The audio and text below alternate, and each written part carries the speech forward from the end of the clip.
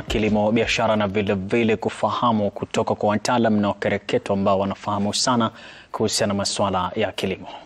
All right, now jumping back to our conversation on minimal soil disturbance as one of the ways of making sure that we keep our soil healthy. Please tell us some of the practices that our farmers can deploy at farm level to make sure that they hit the mark on minimal soil disturbance.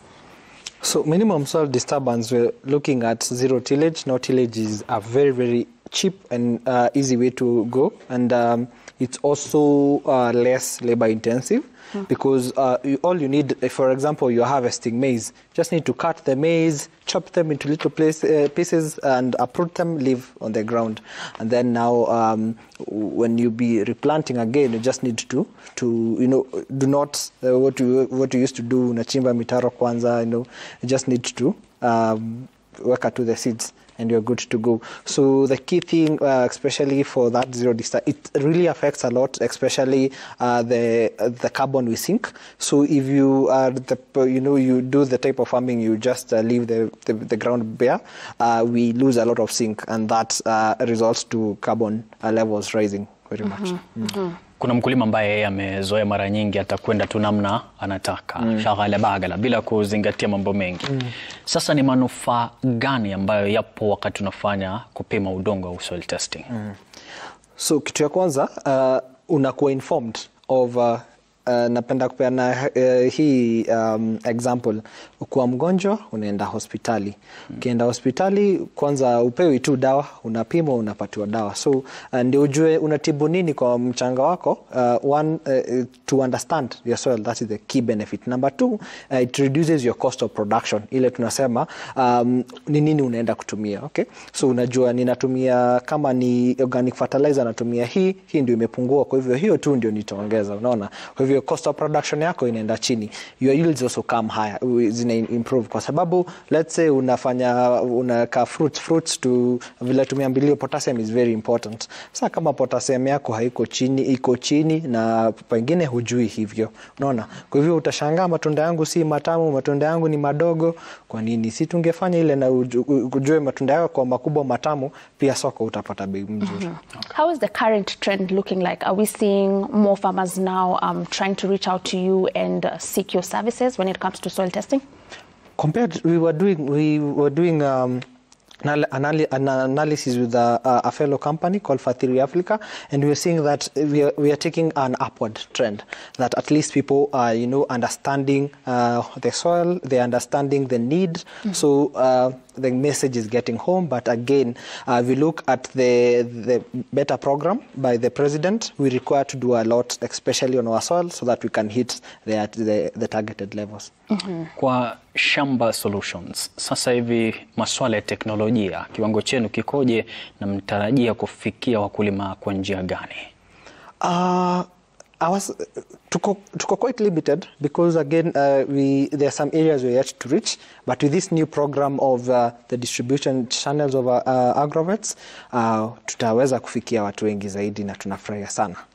Now still on the aspect of technology, as Terry has brought up, we have spoken on the importance of minimal soil disturbance, and there's technology also that can help you with that.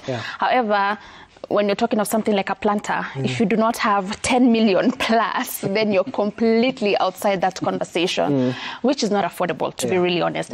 What are some of the affordable, technology that our farmers can deploy at a farm level, at a startup level, that can help them, be in the space of conservation agriculture, smart agriculture, but still also, pocket friendly? Okay. So, number one, a very simple technology which if for example you're not using a planter, tena lazima tutachimba ule udongo, tufanye preparation ndio tunini. Lakini ukishafanya mulching, you're going to return the soil structure as quickly as possible. So mulching pale, majani pale, wekelea on the hole that you dug, you're good to go. So as we advance that technology, there are very simple practices that we can actually do. Avoid burning the weeds. Put them in a compost and let them, compost slowly. That is one way, which is very cheap and very affordable. Yeah.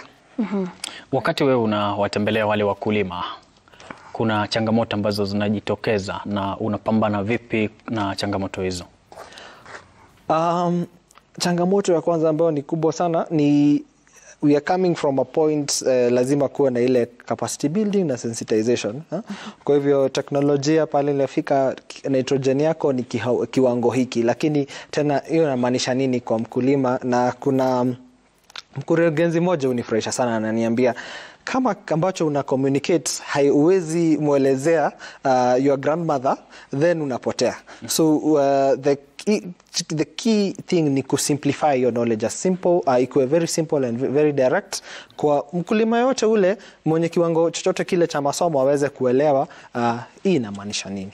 All right. Now let's get to the figures involved when it comes to soil testing. I understand now we are moving away from the traditional way of doing it, where I have to bring my soil to the lab and it takes a couple of days and we get the result. Now you have the machine. If we compare the prices when we used to do it the other way and with this one, how are the rates looking like? And are they affordable to farmers? They are very, very much affordable. Break it down to us. Okay, so one, if you're collecting your sample in Kisumu and you have to send it to Nairobi, then again, there's a cost of transportation outrightly there you need to incur. Okay. Number two, the lab uses a lot of consumables. So definitely that will tell you. Na consumables ni vitu vile kemikali zile zinazotumika pale ni za bei ghali. Kwa hivyo the price automatically hiyo inakuwa iko juu.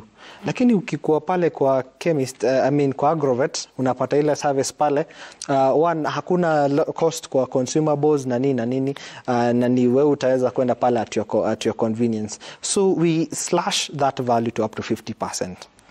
So what are the figures looking like? Give me a rough estimate. A rough estimate, depending on the places, between 800 to 1,200. Great. Wakati mtu anakwenda kunyunyiza dawa au pesticides kwa mmea wake, athari ambayo inajitokeza kwa udongo ni gani, hasa ukizingatia kwamba najua kuna watu wanakwepa kutumia sana kemikali? Watazamaji wetu wakikumbuka, especially wale wakulima wakikumbuka zamani, ungeenda shamba ungekuwa na wale wadudu wengi sana kwa mchanga. Na I remember when you were growing up, it was a very fun activity to hunt those worms, but and they are very, very important component of the soil. Kwa sababu zinasaidia kwa aeration, zinasaidia kwa nutrient conversion, etc. Lakini sasa tukitumia kemikali ambazo ni kuziua, then wadudu wanaondoka na mchanga wetu uko hai. Sasa mchanga wetu utakuwa umekufa na the productivity itakuwa iko chini sana. There's been a lot of conversation on pushing for organic manure, all right, over chemical fertilizer. As a chemical expert, as you speak to farmers, what message are you preaching to them in regards to organic manure and chemical fertilizer? One thing I would like to really thank the Ministry of Agriculture. I would like to also thank counties like Murang'a who are pushing a lot for agroecology.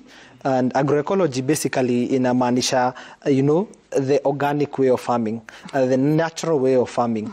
And with development of this policy, zinasaidia sana ku create your sensitization. Kwa hivyo I would also advise, and again, organic products fetch higher at the market. So growing organically, we are saving our planet, we are earning more, and again, that's the right way because of sustainability. Because tena tutaki watoto wetu wajukuu wakuwe na mawe tu, si shamba ni mawe tena. Do you think we're able to reach a place where we are 100% organic farming in Kenya? Well, yes, I do believe we can reach 100% because all it takes is, how well, God created the soil in a way that's supposed to rejuvenate itself. Si kuna miti huko kwa msituni na zinaendelea kuwa vizuri na hakuna mtu anaziwekea fertilizer. So the same way, it takes, especially umezoea sana synthetic, it takes a while to transition to organic, but ukiingia organic, mchanga yako itakupatia very good feedback. Okay, tuzungumzie mabadiliko ya tabia nchi, climate change. Wakati moja kama wewe ni balozi anayeshughulikia masuala ya udongo, sasa athari yake kwenu, kiwango chake kikoje? Number one, the fertilizers we use kwanza ziko na very adverse effects on the greenhouse gases. tuseme urea it's very good for nitrogen, but pia encourage nitrogen oxide to be lost there, and that affects Kenya in its place in the globe on how we are handling our greenhouse gases. So the more the more we go towards agroecology, the organic way, we are contributing less and we are sinking more. So that we'll get a lot of credits, matters carbon credits. Now, still right there on climate change and climate effects, are we having conversations with farmers, even in the rural areas, so that we're making sure they are understanding what we are talking about when it comes to global warming and the changes that the world is facing right now? Because more often than not, you'll see this summits on climate, but it has only the environment activists, it has the top leading government officials, but where is the farmer who's very key in this circle? Is the information getting to them? Are we making sure it's getting to them? So the government through the county, the national government through the county government, they have created what they are calling multi-stakeholder platform for climate smart agriculture. And why is it multi-stakeholder platform? Because at the grassroots level, we have very key players, one being the farmer organizations. We have a lot of development partners. We have a lot of NGOs. So bring these people together really helps in, pushing the message downwards. And from the trend, you can actually tell people are actually following now the tulikuwa tunaondoka, but with this program, things are actually aligning. All right, great. Na uchunguzi wenu ni wa manufaa kweli kweli, lakini sasa naamini kwamba kwa yule ambaye anakutazama, kwanza nafurahi miaka yako midogo lakini unamiminika maarifa kweli kweli, na ni nafasi nzuri kwako mtazamaji vile vile kufuatilia na kutazama Kenya's Gold ili upate kufahamu mengi kuhusiana na hii, na bila wasiwasi tunakushukuru kwa kila wakati unaposalia nasi na kuandika karatasi kalamu tekeleza ili baadaye upate manufaa makubwa. Sasa tunachukua mapumziko, lakini shughuli nzima utatazama. Naarifiwa kwamba tunakamilisha hapa, lakini utabaki na AgriNation. Jina langu ni Emmanuel Terer. Salia na Mwenyezi Mungu, kumbuka tutatimiza ndoto. Great. Now we have come to the end of the show, and not a bad way to kick off the last week of January, which tends to be the longest month of the year. Now, as we wind up, I have a challenge for Terer and our guest. Today, my parting shot will be a question, and my question is, where do farmers send their kids to grow? Nursery. Nursery. Derek said nursery. Terer? Chekecheani, shule chekechea. Well, come on now. And the answer is kindergarten. Tafsiri kwa Kiswahili. Tafsiri. Kindergarten, chekechea, kindergarten. Lakini nursery pia iko pale. Nursery wanna grow the seeds in the nursery. Now we have come to the end of the show. That is all that we had lined up for you. Of course, a very big thanks to the farmers who've made this episode a success. Derek, for honoring our invite. Thank you so very much. And of course, the team that is working tirelessly to make this production top tier. We are because you are. And finally, our audience for choosing to be with us every single day of the week. We say a very big thanks. Now we will see you tomorrow. We have a very amazing, absolutely top tier show when it comes to coffee. You don't want to miss it. My name is Violeta Ngina. See you tomorrow. Goodbye.